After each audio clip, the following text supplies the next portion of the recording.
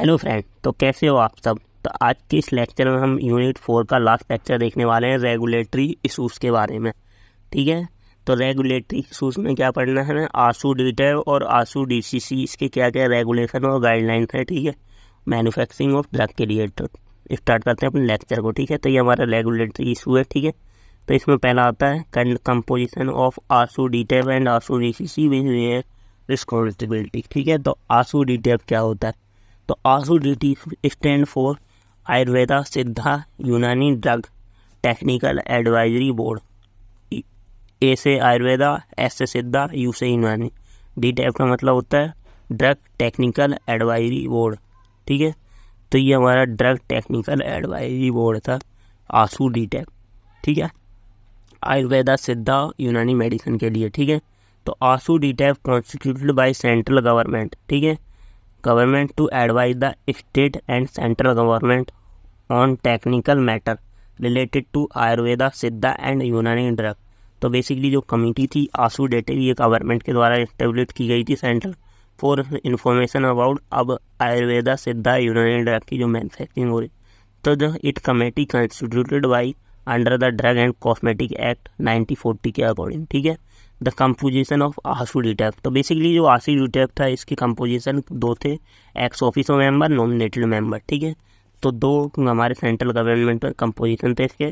पहला ex officio member, जिसमें ex officio मतलब it refer to two member who become the part of ASU DTAB because of their existing job title. ठीक है, तो पहले इसमें आशू डीटैप में हमारे एक्स ऑफिसो मेंबर थे वो कौन कौन थे। Director general of health service, जिसे DGHS बोलते हैं। Then the drug controller of India, then director of central drug laboratory Kolkata. Then fourth था हमारा principal officer dealing with Indian system of medicine of ministry of health. तो मतलब इसमें पहला director health general of health service DGHS, और drug control of India DCI। ठीक है, और डायरेक्टर जो लेबोरेटरी सेंट्रल ड्रग लेबोरेटरी है कोलकाता उसका। ठीक है, then the principal officer dealing with Indian system of medicine ministry of health. ये हमारे क्या थे, एक्स ऑफिसो मेंबर थे। उसके बाद नॉमिनेटेड मेंबर। नॉमिनेटेड मतलब जो सरकार के द्वारा नॉमिनेट किए गए हैं। दो मेंबर हुआ not elected were chosen by the central government. Nominated member tenure of working 3 year after they are also eligible for री नॉमिनेटेड।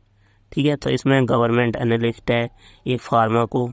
पहला इसमें कौन है, गवर्नमेंट एनालिस्ट। दूसरा फार्माकोलॉजिस्ट। ठीक है, जो फार्माकोलॉजी जैसे आती हो। ठीक है, तीसरा एक फाइटोकेमिस्ट। ठीक है, जो फाइटोकेमिकल्स के बारे में जानता हो और डिग्री जिसके पास फाइटोकेमिकल्स की हो। ठीक है, 2 member from Ayurvedic pharmacopoeia committee, 1 from यूनानी फार्माकोपिया कमेटी और 1 फ्रॉम सिद्धा फार्माकोपिया कमेटी। ठीक है, 2 हमारे किससे रहेंगे, आयुर्वेदिक से 2, एक हमारा यूनानी से, एक सिद्धा से। कौन, हमारा जो भी मेंबर होगा। ठीक है, और देन एक टीचर रहेगा, ए टीचर बाय ड्रग वर्ण्य, द्रव्य गुण, ड्रग प्रिपरेशन की जिसे नॉलेज हो, या भाषिया जा।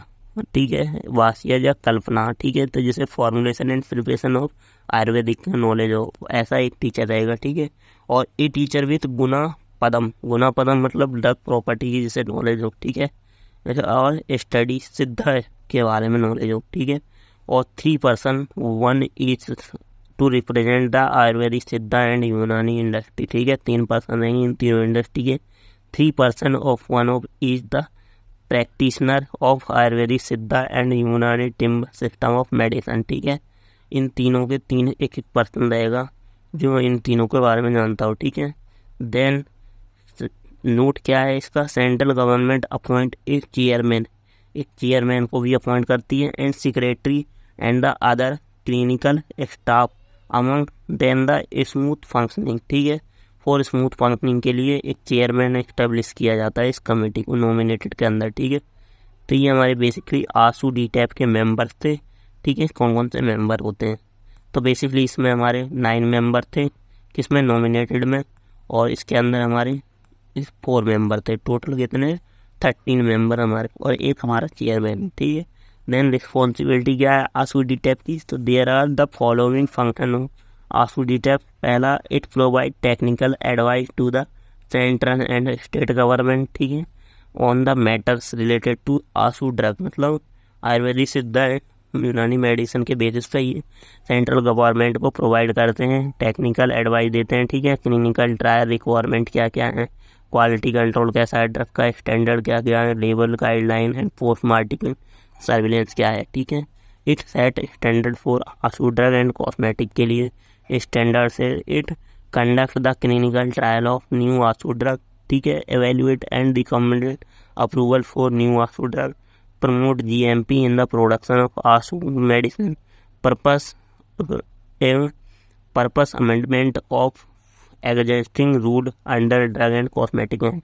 अगर कोई अमेंडमेंट करना है ड्रग के रूल में तो उसमें उसका पर्पस भी बताते हैं ये, ठीक है।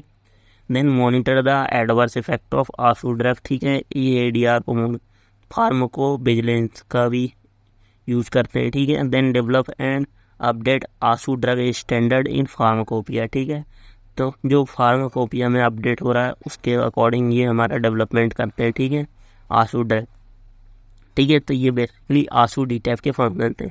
अब उसके बाद आती है आशु DCC, जिसे आयुर्वेद सिद्धादि यूनानी ड्रग कंसल्टिंग कमेटी या कंसल्टेटिव कमेटी बोलते हैं, ठीक है, या ड्रग कंट्रोल कमेटी। तो आशु DCC स्टैंड फॉर आयुर्वेदिक सिद्धा यूनानी ड्रग कंसल्टेटिव कमेटी, ठीक है, या ड्रग कंट्रोल कमेटी ही बोल सकते हो आप इसे, ठीक है। तो ASU drug control committee constitute by the central government to advise the central government, state government, ASU DTAP और matter related to ensuring uniformity in the administration of drug cosmetic act across different state, ठीक है। तो ये different state में जो भी आशु drug के साथ हो रहा है उसकी सारी मॉनिटरिंग ये किसको देते हैं, एडवाइस देते हैं सेंट्रल गवर्नमेंट को, स्टेट गवर्नमेंट को, आशु DTAP को इंश्योर करते हैं यूनिफॉर्मिटी एडमिनिस्ट्रेशन ऑफ ड्रग, ठीक है, और cosmetic act across the different state.